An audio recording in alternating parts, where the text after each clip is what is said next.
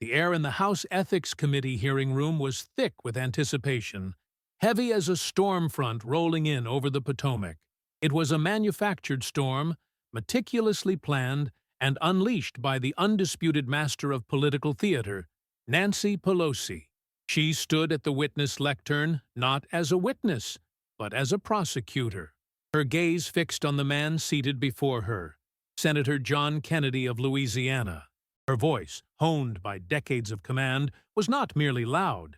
It was a weapon, sharpened to a razor's edge. "Senator Kennedy," she began, the words echoing with a chilling finality. "You are an artifact, a ghost from a bygone era of smoke-filled rooms and good old boy handshakes. And today, we are going to perform an exorcism." Behind her, the gallery, stacked with loyalists and hand-picked media, erupted in a roar of approval. They had been promised a public execution, and the executioner was in her element. They saw a queen holding court, her posture ramrod straight, her tailored suit a silent testament to untouchable power. They were here to watch a lioness devour her prey, and the scent of blood was already in the air. But the prey was not behaving as expected. Senator John Kennedy, the man in the crosshairs, simply adjusted the simple, wire-rimmed glasses perched on his nose. He made a small note on a yellow legal pad with a BIC pen, the movement unhurried, almost casual, like a man jotting down a grocery list. His silver hair, a stark contrast to the dark wood paneling of the room, seemed to absorb the harsh television lights, giving him a placid, almost ethereal glow. His eyes, a pale and piercing blue, held a look that was difficult to decipher. Not fear, not anger, but something closer to a weary patience, the look of a man who has seen this play before and already knows how it ends. "You sit there," Pelosi continued, her voice swelling with the righteous fury she had perfected over a lifetime, "draped in the flag of ethics. But you are a fraud. You speak for the forgotten man, while your hands are stained with the oil that chokes the Louisiana coast. You are not a public servant. You are a ventriloquist's dummy, and the corporations that poison our earth are speaking through your mouth." The applause was thunderous this time, a physical force that seemed to shake the very foundations of the room. A staffer in the front row pumped a fist in the air. The cameras zoomed in on Pelosi's face, capturing the triumphant glint in her eye, the slight, predatory smile playing on her lips. This was the image her team wanted, the one that would dominate the news cycle for days. Kennedy waited for the noise to subside, his expression unchanging. When he finally spoke, his voice was the antithesis of hers, a slow, southern drawl that seemed to absorb the tension in the room rather than amplify it. "Well now," he said, the two words stretching out, smooth and unbothered. "That was quite the performance, Madam Speaker. A real barn-burner." He looked down at the single, unassuming manila folder that lay closed on the table in front of him, a stark contrast to the mountain of binders her own staff had carried in. He tapped it once with his finger. "You bring up a powerful point about ethics. It's a subject I find fascinating." He began to untie the simple string that held the folder closed, his movements deliberate and precise. The low hum of chatter in the room began to fade, replaced by a gathering quiet. Pelosi's smile faltered, just for a fraction of a second, a tiny crack in the marble facade. "I am not interested in your folksy theatrics, Senator," she snapped, attempting to regain control. "Oh, this isn't theatrics," Kennedy replied, his voice still gentle, but now with an underlying edge of steel. He slid the folder open. "This is about accountability, a concept you've often championed, usually when it's aimed at your opponents." He pulled out the first piece of paper, holding it up not to the cameras, but to her. "You spoke of puppets and their masters. It's a fitting metaphor, because according to this document, which bears your signature, some puppets are far more skilled at pulling their own strings than others, especially when those strings are tied directly to the stock market." The silence in the room was now absolute. It was a heavy, suffocating silence, the kind that precedes a verdict. Pelosi's hands, which had been gesturing with such commanding authority just moments before, were now clenched on the polished wood of the lectern. Her knuckles were white. The hunter, it seemed, had just heard a twig snap behind her. "Whatever forgeries you've concocted will not distract from the issue at hand," Pelosi retorted, her voice a low growl. But the commanding boom had been replaced by a brittle edge, a subtle tremor of uncertainty that Kennedy seemed to notice immediately. He looked up from the document, his eyebrows arching over the top of his glasses in feigned surprise. "Forgeries, ma'am?" he asked, his tone one of polite confusion. "These aren't my documents. They're yours.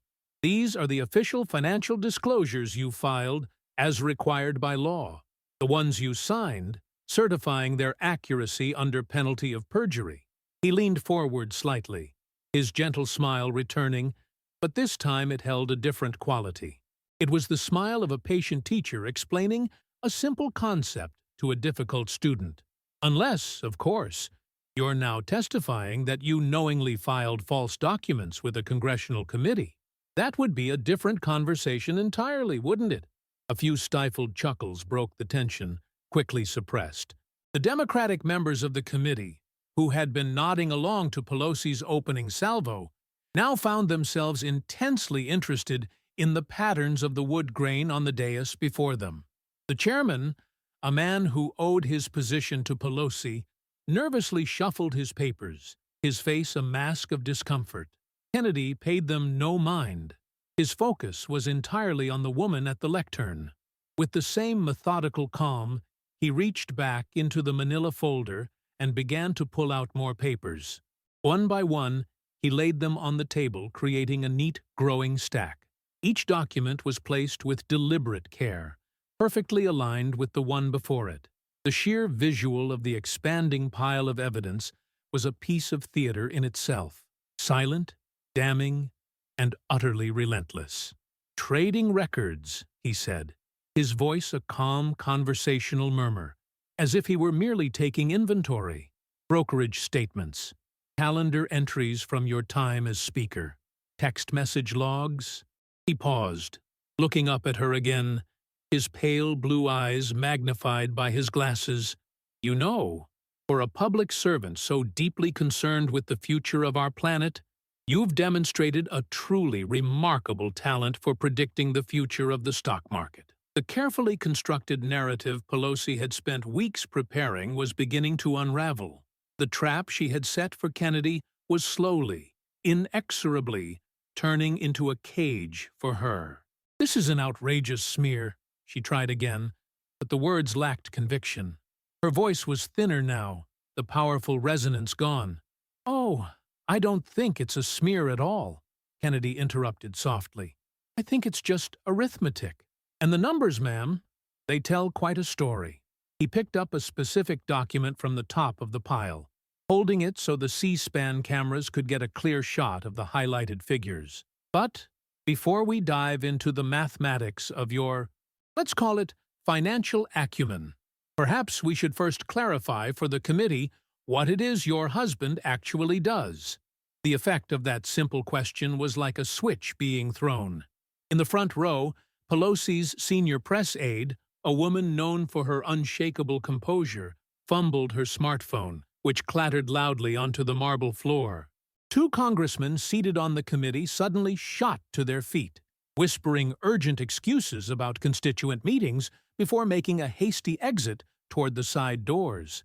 In the press gallery, a dozen journalists who had arrived that morning to write Kennedy's political obituary were now staring at their screens, their fingers frozen, realizing the story was not the one they had been assigned. Kennedy watched the quiet exodus with the detached air of a physicist, observing a predictable chemical reaction. He had introduced a new element into the equation, and the unstable compound of Pelosi's power was beginning to disintegrate. He turned his attention back to the former speaker, whose face had transformed in less than a minute from a mask of righteous fury to one of a cornered animal. "Shall we begin with the NVIDIA trades?" he asked, his voice laced with an almost pleasant curiosity. Or perhaps you'd prefer to start with the Alliance Bernstein acquisitions. I have the entire day, ma'am. And for me, unlike for some investors, time is not money. It is simply an opportunity for the truth to be heard.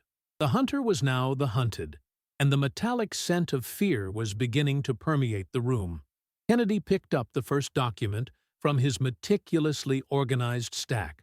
The room was so quiet that the rustle of the single sheet of paper sounded like a crack of thunder.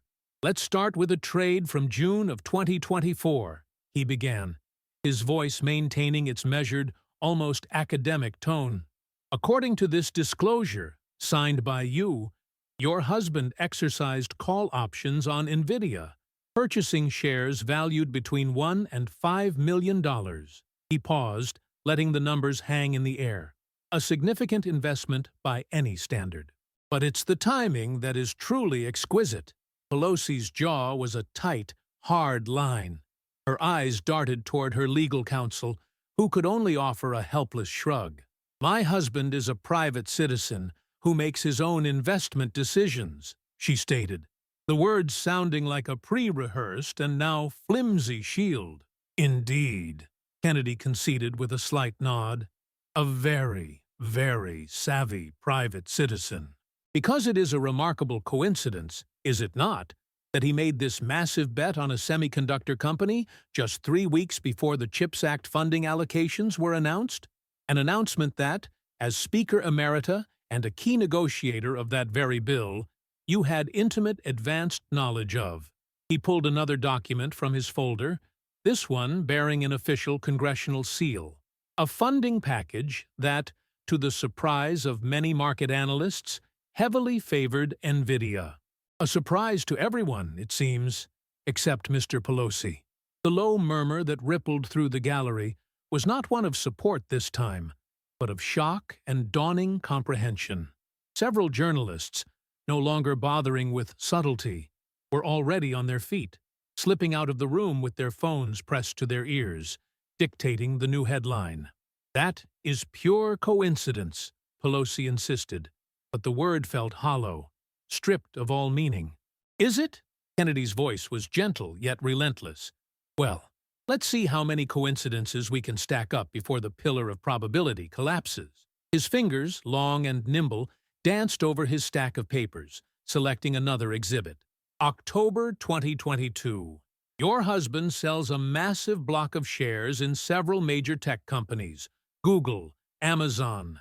Just 1 month later," he held up a new document, "the Department of Justice announces a sweeping antitrust probe into big tech. Another stroke of genius? Or perhaps just another lucky guess?" He looked directly at her. "You're cherry-picking trades to create a false narrative." "Am I?" Kennedy's smile was thin. "All right, then. Let's not look at the cherries. Let's look at the entire orchard." He reached under the table and produced a large poster board, a professionally printed chart that he placed on an easel beside him. It was a stark, brutal visualization of lines and numbers. "This chart compares your family's investment portfolio performance to the market. The blue line is the S&P 500, which, as you can see, had a respectable 23% gain in 2024. The green line is Warren Buffett's Berkshire Hathaway, widely considered the gold standard of investing, which gained 28%. He then pointed to a third line, a jagged, almost vertical ascent colored in a vibrant, aggressive red. "And this red line, this is the performance of the portfolio disclosed on your forms. A staggering 54% gain." He let the visual sink in, turning from the chart to face the committee and the cameras. "Now, there are only 2 possible explanations for this red line. The first is that your husband, Mr. Paul Pelosi, is without question the single greatest investment mind of our generation, a financial oracle who makes Warren Buffett look like a cautious amateur." He paused, his gaze sweeping the room before landing back on Pelosi. "The other explanation is that he had help." Before Pelosi could formulate a response, a voice erupted from the back of the gallery, raw and filled with anguish. "How dare you!" a man shouted. But he wasn't looking at Kennedy. He was pointing a trembling finger directly at Nancy Pelosi. How dare she? He was a man in his late 50s, his suit inexpensive, his face etched with worry. I put my son's college fund into the market. I listened to the experts, and I lost nearly half of it while she was getting rich on secrets. Security personnel immediately started moving toward him, but Kennedy held up a hand, a gesture of quiet authority. "Let the gentleman speak," he said, his voice firm. "This is a hearing on public ethics. The public should be heard." The chairman, looking flustered, gave a weak bang of his gavel. "Order! We must have order!" But the man's voice cut through the noise, trembling with a grief that commanded attention. "I read about her trades. There are whole websites that follow them. Copy the Pelosi's and get rich, they say. But you can't, can you? Because you don't get the phone calls she gets. You don't sit in the secret meetings." The chairman pleaded. "Sir, please." "No," the man cried out, his voice breaking. "My son can't go to his dream school now. We can't afford it. And she," he pointed again at the frozen figure of Nancy Pelosi, "she uses her office to print money while preaching to the rest of us about sacrifice and fairness. It's a rigged game, and she's the one rigging it."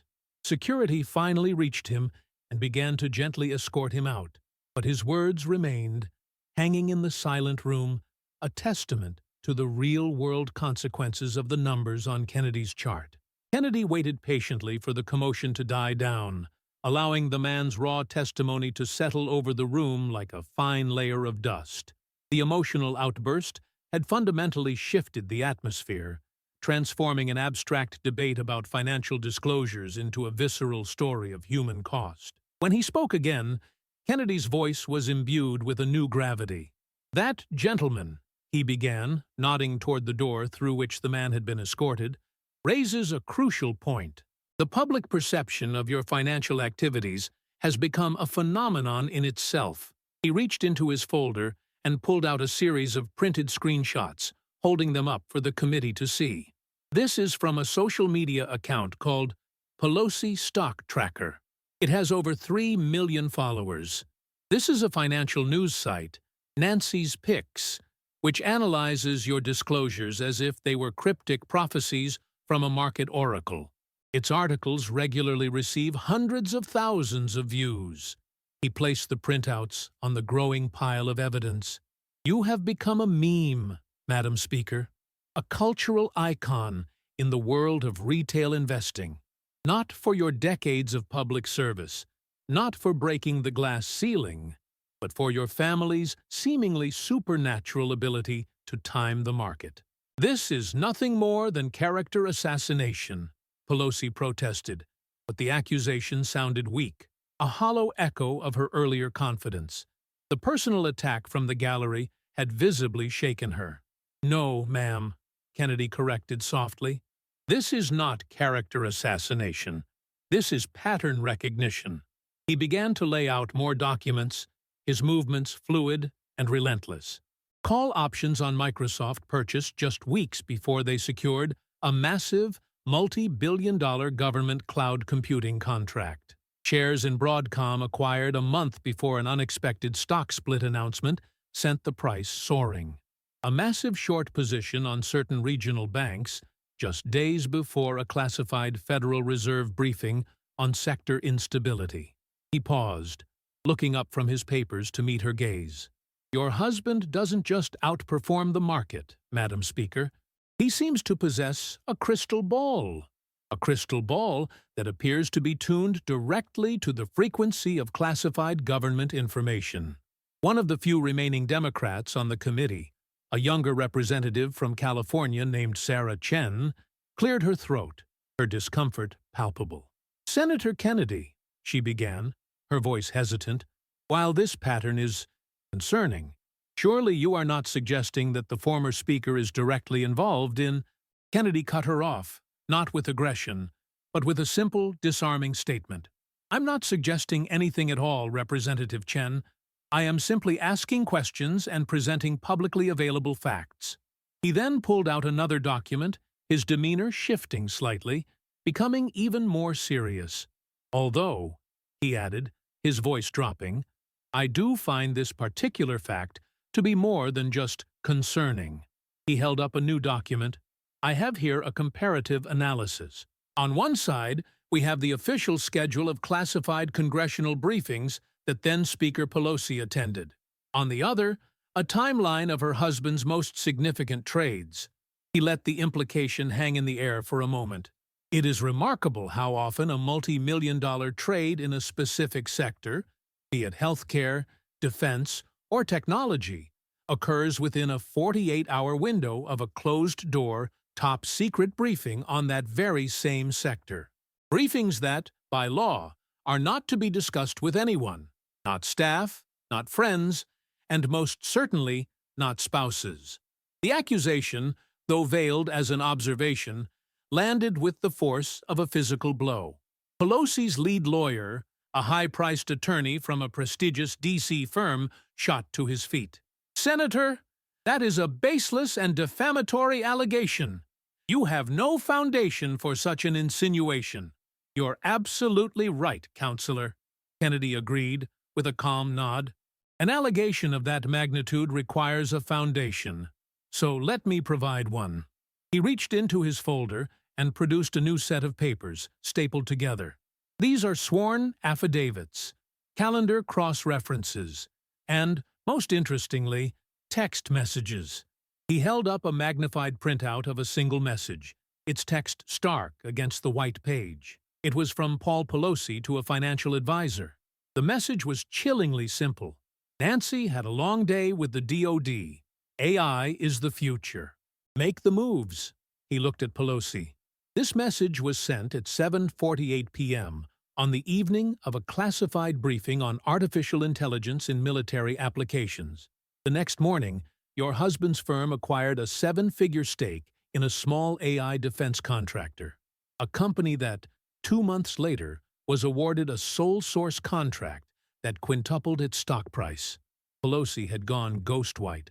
How did you get my husband's private communications? She stammered. Kennedy's smile was gone, replaced by a look of cold gravity. These are not private, ma'am. They were subpoenaed as part of an SEC inquiry, an inquiry that was mysteriously and abruptly closed for lack of evidence, just as it was getting interesting. But the evidence, as you can see, never truly disappears. The records always remain. The mention of a closed SEC investigation sent a fresh wave of panic through Pelosi's camp. Her lawyers huddled together, whispering furiously, their faces grim. The carefully constructed defense was crumbling brick by brick, and they were running out of mortar. The exodus of Democrats from the committee room had now become a full-blown rout. Only 2 remained, looking like shipwreck survivors clinging to a piece of wreckage. The gallery, once a source of strength, was now a hostile sea of murmuring and suspicion. Kennedy, seemingly oblivious to the chaos he was orchestrating, continued his methodical dissection. Let us move on to a company called Health Innovate AI, he said, his voice cutting through the low buzz in the room. A relatively obscure biotech firm until January of this year. On January 12th, your husband's investment fund purchased a significant block of shares. At the time, it was trading at just over $2 a share. He paused, letting the detail register. Then, in February, something miraculous happened. Health Innovate AI was awarded a massive, exclusive government contract to develop a new AI-driven system for processing Medicare claims. By March, the stock price had skyrocketed to over $30 a share. He picked up a calculator from the table, slowly punching in the numbers in a moment of high drama. By my calculation, that's a profit of approximately $2.1 million on a 2-month investment. Tempest was, and is, a groundbreaking company, Pelosi countered, her voice strained. Its potential was clear to any discerning investor. Indeed, Kennedy replied, his tone dripping with irony. So groundbreaking, in fact, that almost no one else in the market saw its potential. No major investment banks, no prominent tech analysts. The only discerning investor who seemed to grasp its imminent government-fueled success was Mr. Paul Pelosi. He then produced another document, this one an internal company email. I have here an email, obtained legally through a whistleblower, from the CEO of Health Innovate AI to his board of directors. It's dated the day after your husband's investment. I'll read it for you. He cleared his throat. The Pelosi investment is a game changer. It's a massive vote of confidence. She must know something is coming down the pipeline with the Medicare contract. This is the validation we've been waiting for. Kennedy looked up, his eyes locking onto Pelosi's.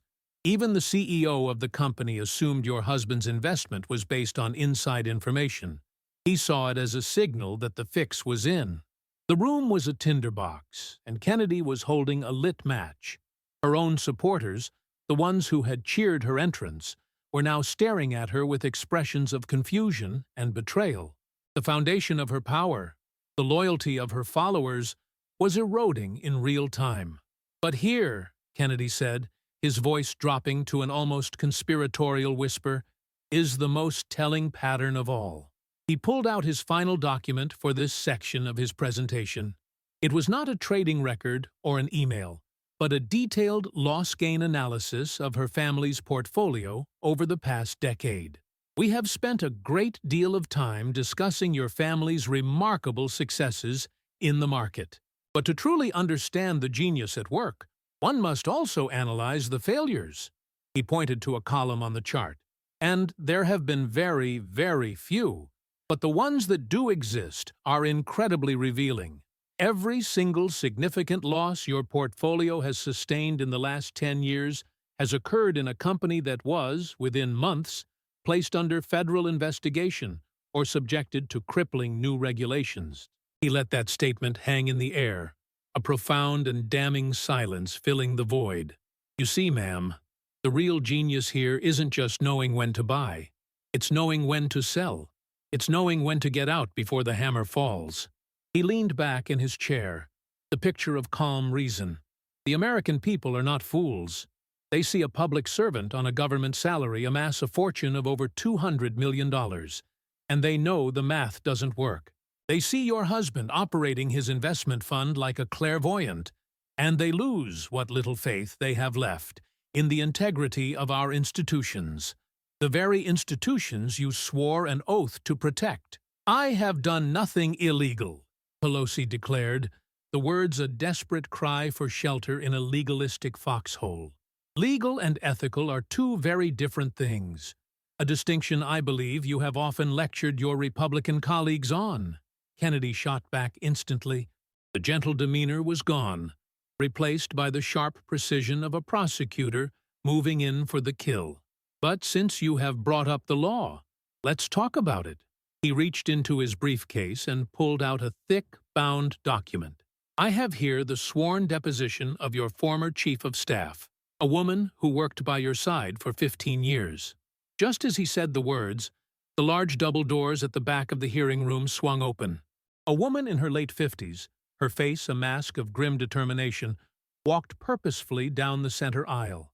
Pelosi's eyes widened, and for the first time, a flicker of genuine, unadulterated fear was visible.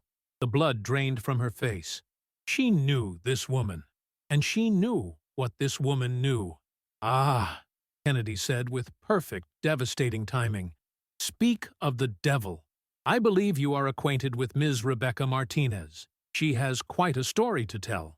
A story about what really goes on behind closed doors when it's time to file those coincidental trade disclosures. The trap had snapped shut. Rebecca Martinez took her seat at the witness table, her movements calm and deliberate. She did not look at Nancy Pelosi, her former boss and mentor, but instead stared directly at the committee chairman, her hands folded neatly in front of her.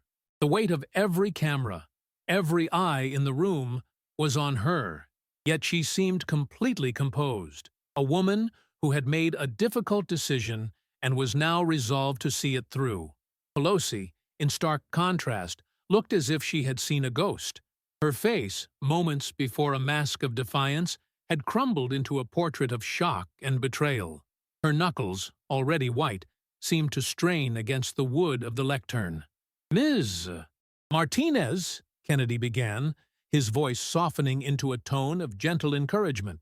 "You served as Representative Pelosi's chief of staff for 15 years, from 2009 until your resignation in 2024. Is that correct?" "Yes, Senator, it is," Martinez replied, her voice clear and steady, betraying no hint of nervousness. "And could you please tell the committee the reason for your departure after such a long and distinguished tenure?" Martinez took a deep, steadying breath.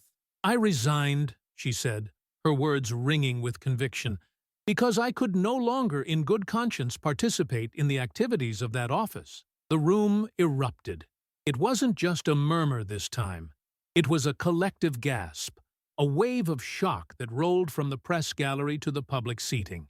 The chairman, jolted into action, began banging his gavel with frantic, ineffective raps. "Order! Order in the hearing! We will have order!"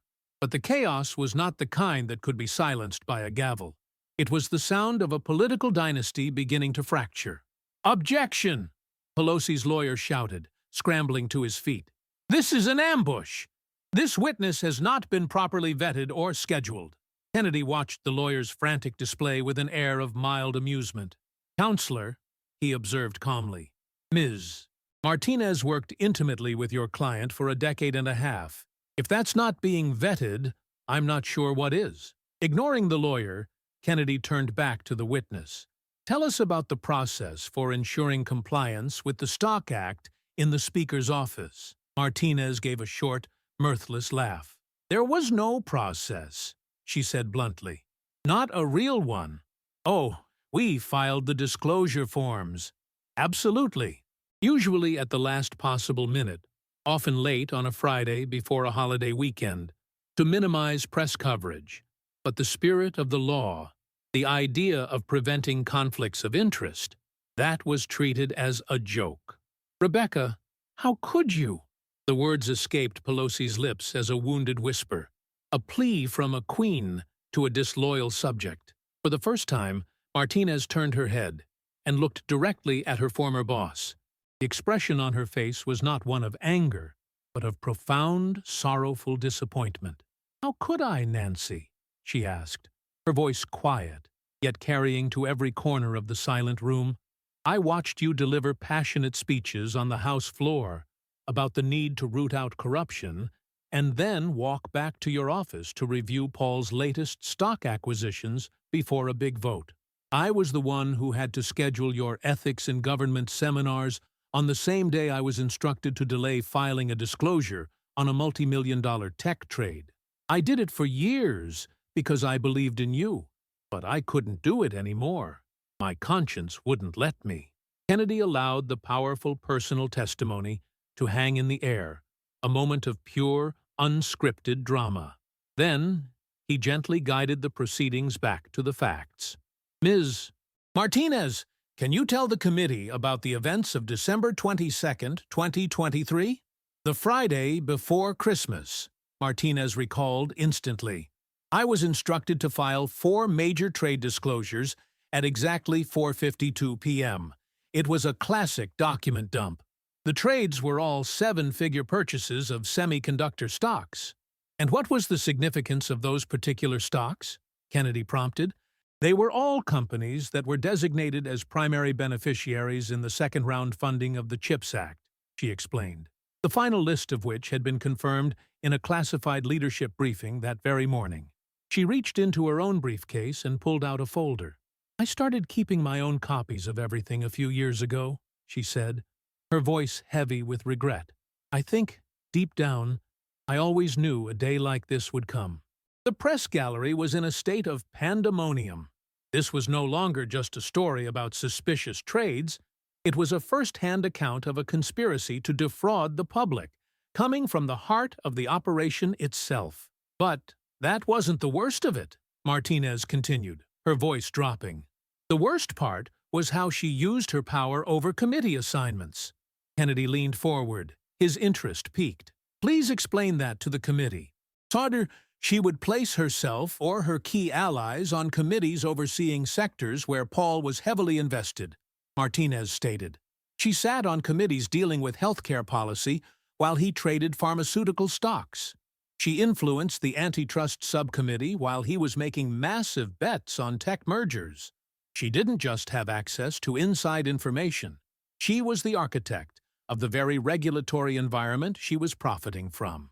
"That is a despicable lie," Pelosi shouted, her voice raw. "Is it?" Martinez shot back, pulling out a small, leather-bound calendar. February 12, 2023. You attended a closed-door briefing with FDA officials about the accelerated approval timeline for a new Alzheimer's drug from Biogen. February 14th, Paul bought $1 million in Biogen call options. April 20th, the drug's accelerated approval was announced. The stock jumped 40%. Profit, $1.8 million. Each date, each number, was a nail being hammered into the coffin of Pelosi's legacy. "Rebecca, please, don't do this," Pelosi pleaded, her voice cracking. The desperate appeal for a personal connection was a stark admission of how far the proceedings had spun out of her control. But Martinez was unmoved, a woman on a mission, fueled by years of suppressed guilt. She continued, her voice a relentless metronome of accusation. March 28, 2023. You chaired a confidential banking committee meeting discussing the potential for contagion after the collapse of Silicon Valley Bank. March 30th, Paul bought put options against First Republic Bank.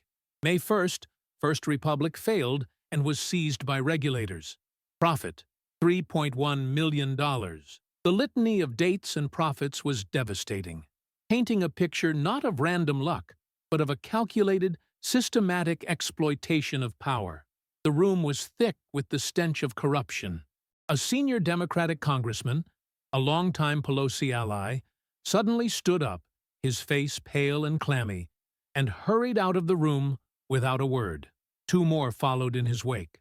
The political lifeboats were being launched, and the rats were abandoning the sinking ship. "How many times, Ms. Martinez?" Kennedy asked, his voice a quiet, somber bass note in the funereal atmosphere. "How many trades like this were there?" Martinez shook her head slowly. "Hundreds," she replied, her voice barely a whisper. "Over the years, hundreds. If you include all the smaller trades, it could be thousands. It was the system. It was just how things were done." She looked up, her eyes finding Kennedy's. There was even a shorthand for it, a code. If a staffer was asked to research a particular company for a friend of the family, we knew that meant it was a stock Paul was looking at.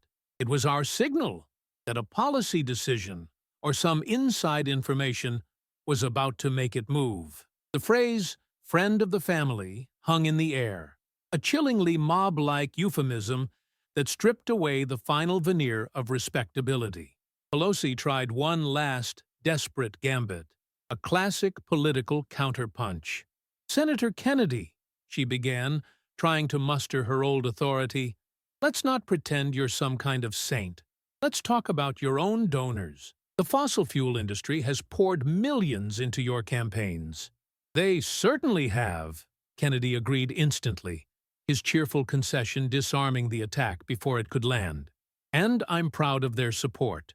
They're major employers in my home state of Louisiana. Every single donation is publicly disclosed, in accordance with the law. What I have never done, ma'am, is take a single dollar from a donor and then use information from a classified briefing to personally enrich myself with a stock trade in their company. Can you honestly stand there and say the same?" The counterattack had not only failed, it had backfired spectacularly, highlighting the very distinction between legal fundraising and the alleged corruption he was exposing. Pelosi slumped, the fight visibly draining out of her. But Kennedy was not finished. He reached for a new, brightly colored folder, this one marked with a single word, "Vineyard." "Since we're on the subject of ethics and hypocrisy," he continued, his voice hardening, "let's discuss your passionate, career-long fight for a higher minimum wage." A low groan went through the gallery. Some of them knew what was coming. It was a story that had circulated for years in conservative media, but had never broken through the mainstream firewall Pelosi's power had maintained. That firewall was now gone. "You have been the most vocal champion of the fight for 15, demanding a $15 an hour federal minimum wage," Kennedy stated, pulling out transcripts of her speeches. "You've called it a moral imperative, a matter of basic human dignity." He then pulled out another set of documents. Meanwhile, at the sprawling vineyard in Napa Valley, the one your husband owns, but from which you derive significant financial benefit, the agricultural workers are paid. He paused for dramatic effect, pretending to squint at the fine print. "Ah, here it is, $12.50 an hour." The hypocrisy was so stark, so blatant, that it drew gasps from the press corps. "And that's not all," Kennedy continued, his voice laced with cold anger. "They receive no health benefits, no paid overtime, and a significant portion of the workforce consists of temporary guest workers on H-2A visas, workers who cannot complain about their wages or conditions without facing the threat of deportation. Those are standard agricultural wages for the region," Pelosi stammered, a weak technical defense against a powerful moral indictment. "Standard?" Kennedy's voice rose for the first time, shedding its calm exterior to reveal a core of pure fury. "The woman who lectures the entire country about the necessity of a living wage pays her own workers poverty wages. The self-proclaimed champion of American labor uses foreign visa programs to undercut American workers. There is nothing standard about that level of hypocrisy, ma'am." He then pulled out a series of large, glossy photographs and placed them on the easel. They showed cramped, dilapidated housing units. "These were taken last week. This is where your vineyard's workers live. 8 men to a single room, while you and your husband reside in your $25 million estate just a few miles down the road." The visual contrast was brutal, a modern-day tale of feudal lords and serfs. The carefully crafted image of Nancy Pelosi, woman of the people, was being systematically torn to shreds. The images of the squalid workers' housing hung in the room, a silent, damning indictment. The air crackled with a new kind of anger, one that transcended political affiliation and touched upon a more fundamental sense of fairness. Suddenly, a woman in the gallery shot to her feet, her face flushed with rage. She wasn't a plant or an activist. She was a well-known Democratic donor from San Francisco. "She held a fundraiser there," the woman shouted, her voice trembling with indignation. "I was there. $50,000 a plate to listen to her talk about income inequality and workers' rights. And the people serving us the canapés, they were the very people she was exploiting." Security guards began moving toward her, but her outburst had opened the floodgates. Others stood up, their voices joining hers in a chorus of betrayal. The meticulously curated wall of support had not just cracked, it had transformed into an angry mob. The people who had once formed the bedrock of her power base were now turning on her, their adoration curdled into contempt. Kennedy let the chaos swell for a moment before turning back to the witness at the table. His voice cut cleanly through the din. "Ms. Martinez," he said, "while we are on the topic of labor practices in the Congresswoman's office, can you tell us about the intern program?" Martinez nodded grimly. "It was one of the most sought-after internships on Capitol Hill. We had hundreds of applicants for just a few spots every semester." "And what was the compensation for these full-time interns?" Kennedy asked. "There was no compensation," Martinez replied flatly. "It was unpaid. They worked 40, sometimes 50 hours a week, doing substantive work, research, drafting memos, constituent services, for free. Many of them had to take on second jobs waiting tables at night just to afford to live in D.C. She shook her head in disgust. And all the while, she would be out on the campaign trail, giving speeches about economic justice and the exploitation of young people. The committee room was now in a state of complete meltdown. The chairman was banging his gavel, but it was a futile gesture, like trying to stop a tidal wave with a teaspoon. His shouts for order were drowned out by the angry crosstalk from the gallery and the frantic movements of staffers and reporters. Pelosi stood frozen at the lectern, a solitary, statuesque figure watching her world burn down around her. The woman who had orchestrated every detail of this hearing was now a helpless spectator at her own immolation. "Order! Order!" the chairman yelled, his voice hoarse.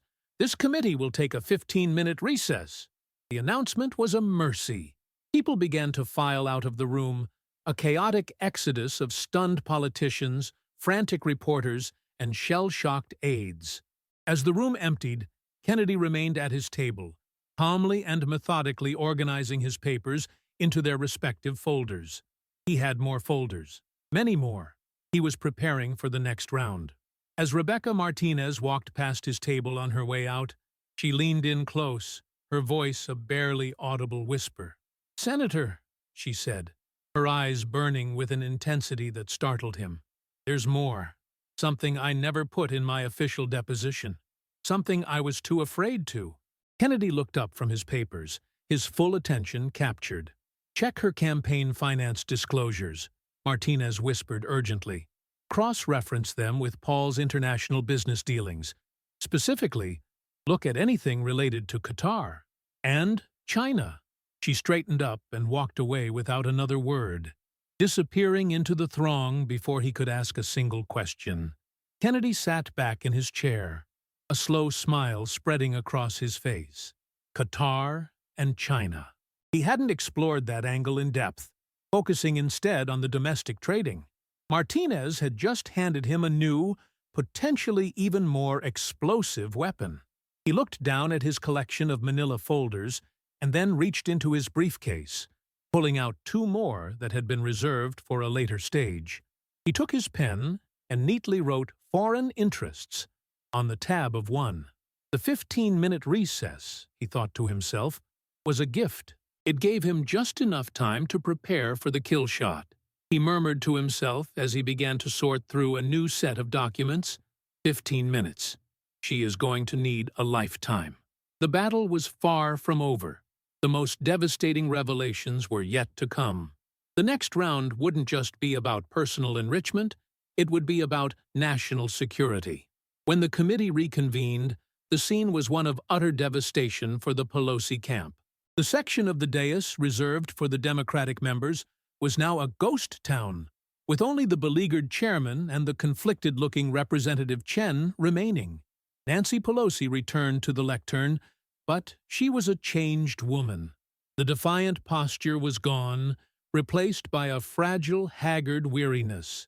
She was now flanked by two new, grim-faced lawyers who looked like they had been summoned from a corporate crisis management firm that specialized in political disasters. Kennedy waited for the room to settle, a predator allowing his prey a moment to catch its breath before the final chase. He then reached for the folder he had just labeled "Foreign Interests," opening it with the same deliberate, unhurried motion that had become his signature throughout the hearing. "Representative Pelosi," he began, his voice once again calm and measured, "let us broaden our discussion. Let's talk about your family's fascinating and highly profitable relationship with foreign capital." "I have never accepted a single dollar from a foreign government," Pelosi stated immediately, a reflexive, practiced denial. "Please, ma'am, allow me to finish," Kennedy interjected gently. "I did not say accepted. I said relationship. The distinction is important, as you will see." He pulled out a document, its pages covered in yellow highlighter. "Are you familiar with an entity known as the Al-Thani Foundation?"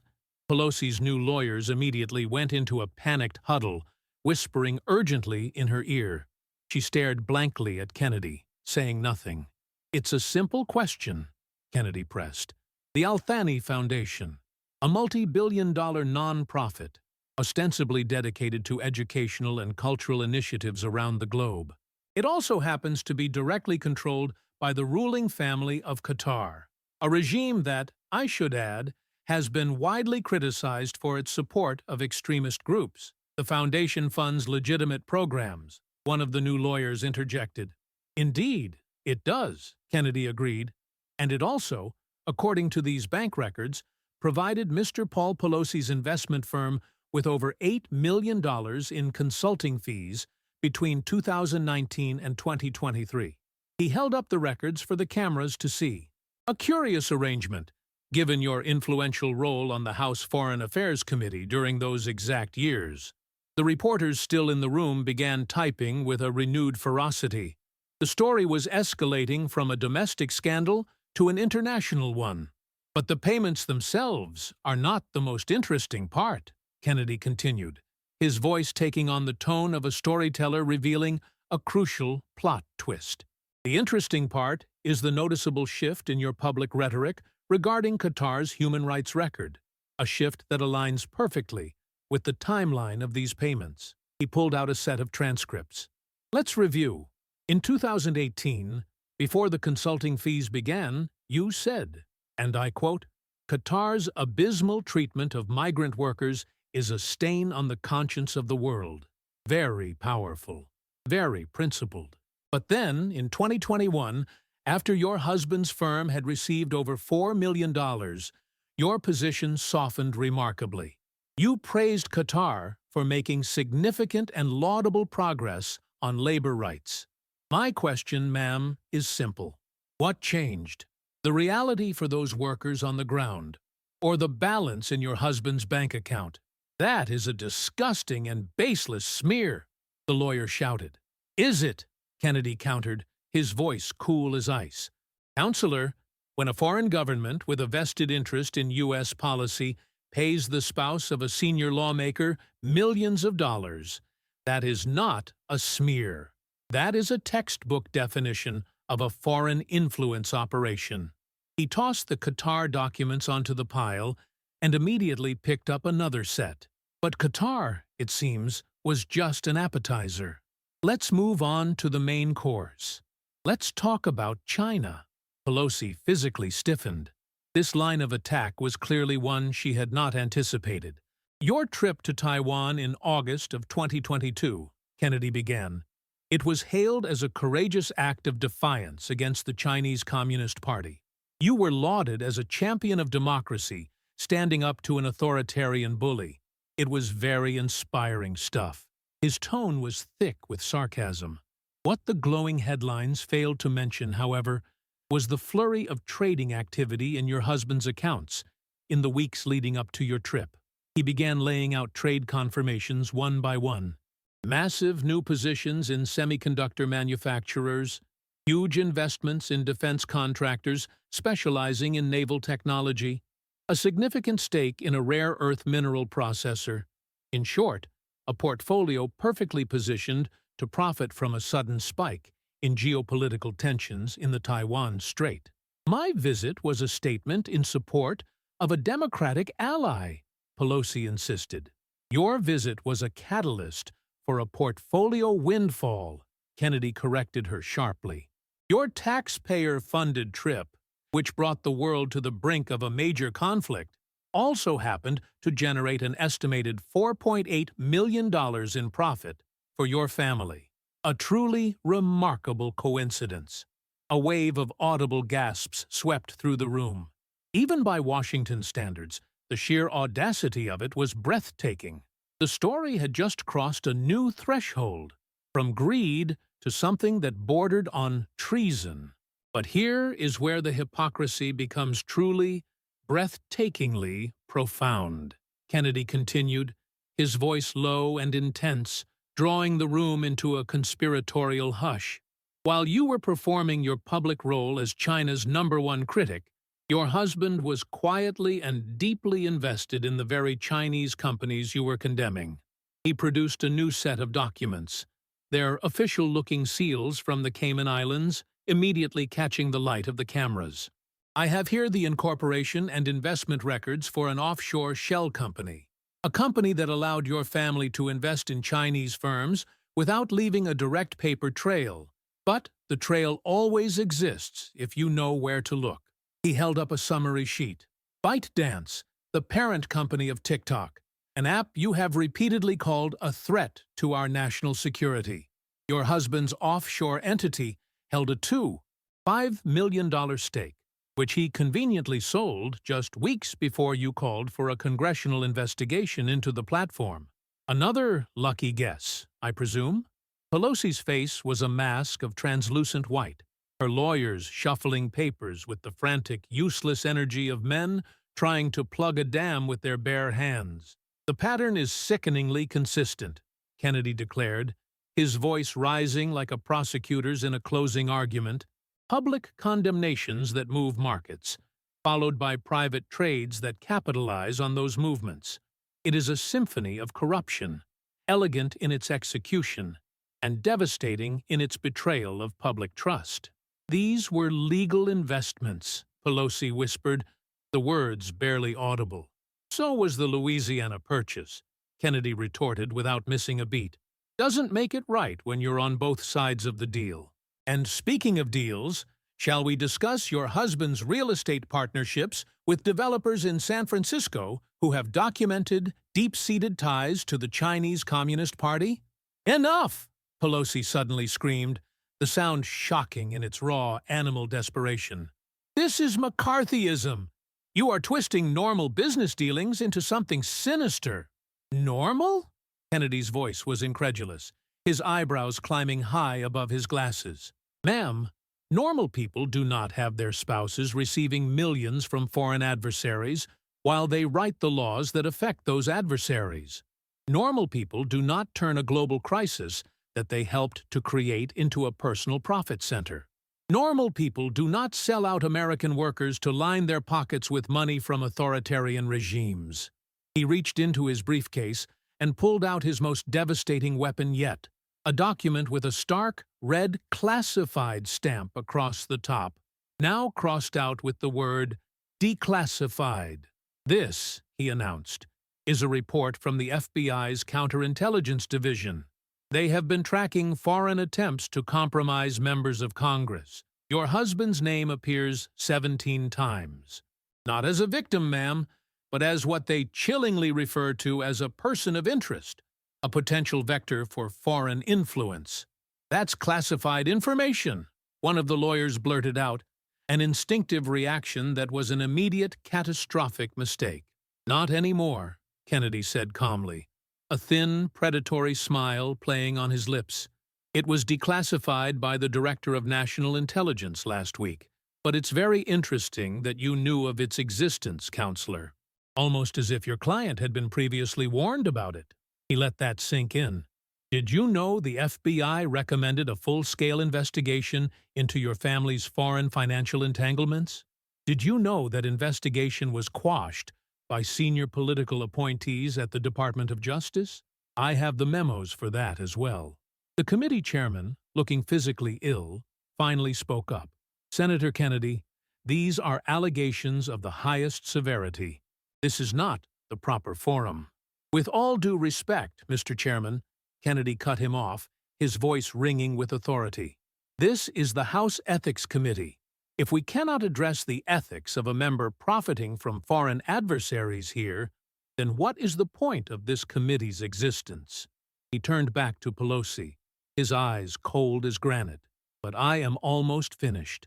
It's time to talk about how you've gotten away with all of this for so long, because that is where the story gets truly ugly." He held up a thick, bound volume. "I have here the sworn testimonies of 6 former staffers, 2 SEC investigators, and 1 very cooperative former business partner of your husband. They all tell the same story, a story of intimidation, of careers ruined, of threats, and of a machine built to protect your empire at all costs." He then produced a small tablet, placing it on the lectern. "But the most powerful testimony comes from a man you trusted implicitly, a man who knows where every single body is buried, because he helped you dig the graves." He pressed play. The face of a man in his 60s, his features partially shadowed, appeared on the screen. "My name is David Thornton," the man said, his voice steady. "For 20 years, I was Paul Pelosi's business partner. And I am here to tell you how Nancy Pelosi turned public service into a criminal enterprise. The room went dead silent. Pelosi stared at the screen, her mouth agape in horror. The video continued. Every trade was planned. Nancy would come home from a briefing, and Paul would be on the phone with our broker within the hour. They had codes. The weather is changing meant sell. We're planting a new garden meant buy. I have the recordings. I have the emails. I have 2 decades of proof. Kennedy paused the video. Mr. Thornton has provided this committee with a hard drive containing everything. It is a complete record of 20 years of systematic corruption. Why? Pelosi croaked, her voice a dry rasp. Why would he do this to us? Kennedy's face hardened. Because you destroyed his daughter, he said, his voice laced with ice. She was a whistleblower at the FDA. She tried to expose malfeasance at a pharmaceutical company your husband was heavily invested in. Your office made the calls that got her blacklisted, investigated, and driven into bankruptcy. He decided it was time for justice. Kennedy stood up, gathering his papers. You once said, "No one is above the law." Do you still believe that, ma'am? Pelosi stood silently, broken. Your reign is over, Kennedy said as he walked toward the door. The only question left is how many years you'll spend in prison. He walked out, leaving behind the smoldering ruins of a political dynasty. The truth had finally won. If you were as shocked by this story as we were, and you believe that our leaders must be held to a higher standard, then smash that like button. Subscribe to this channel for more deep dives that the mainstream media won't touch, and hit the notification bell so you never miss an investigation. The fight for transparency is far from over, and we need you with us every step of the way.